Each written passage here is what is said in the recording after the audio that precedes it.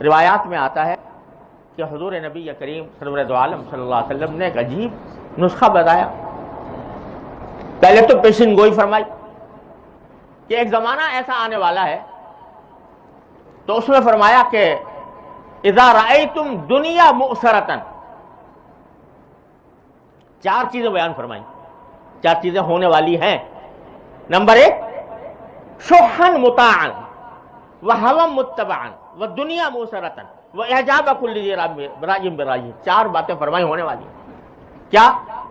ایک تو انسان مال کی محبت اتنی اس کے اندر پیدا ہو جائے گی کہ بس اسی کے پیچھے بھاگے گا.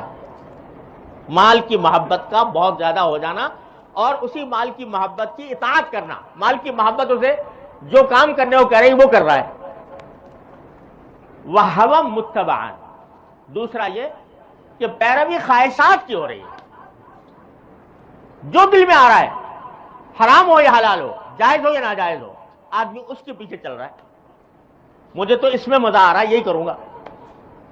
اس سے بحث نہیں کہ حلال ہے یا حرام ہے، جائز ہے یا ناجائز ہے. خواہشات کی پیروی کی جائے گی.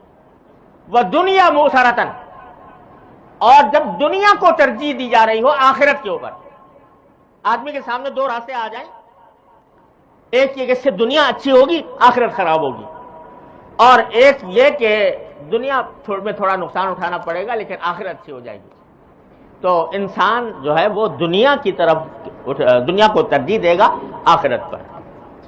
یہ سوچے گا یار پتہ نہیں آخرت تو پتہ نہیں کب آئے گی، دنیا تو میرے سامنے ہے، اس کو ٹھیک کر دوں. تو دنیا مؤثرۃ، دنیا کو ترجیح دی جا رہی ہو. چوتھی بات فرمائی جو عجیب نقشہ ہے آج کی دنیا کا، کہ وَإِعْجَابَ كُلِّ ذِي رَأْيٍ بِرَأْيِهِ، ہر انسان اپنی رائے پر گھمنڈ میں مبتلا ہوگا. جو اس کی سمجھ میں آ گیا اس میں گھمنڈ میں مبتلا ہے. دوسرے کی بات سننے کو تیار نہیں، سمجھتا ہے میں عقل کل ہوں، جو میں سمجھتا ہوں وہ کوئی دوسرا نہیں سمجھتا. یہ چار باتیں حضور نے فرمایا کہ ہونے والی ہیں. جب ہو تو تم کیا کرو؟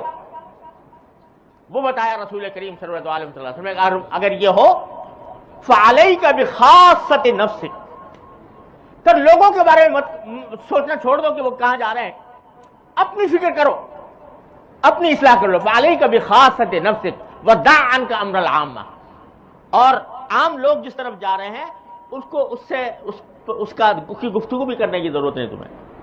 ان کو چھوڑو، اپنی اصلاح کرو، اپنی فکر کرو، اپنے حالات کو بہتر بنانے کی کوشش کرو. دع عنک امر العامہ. یہ رسول کریم صلی اللہ علیہ وسلم نے اسی آیت کی تفسیر میں بیان فرمایا کہ اپنی فکر کرو. تو اگر یہ اپنی فکر کرو گے، یہ عجیب نسخہ ہے زوال کے حالات میں، انحطاط کے حالات میں انقلاب لانے کا. یہ بڑا ہی آسان اور بڑا ہی مؤثر طریقہ ہے. ہر آدمی اپنی اصلاح کر لے. اگر ایک آدمی نے کر لی تو ایک چراغ جل گیا. اور اللہ تعالیٰ کی سنت ہے کہ چراغ سے چراغ جلتا ہے، اور اس طرح پھر رفتہ رفتہ روشنی ہو جاتی ہے ماحول میں ظلم.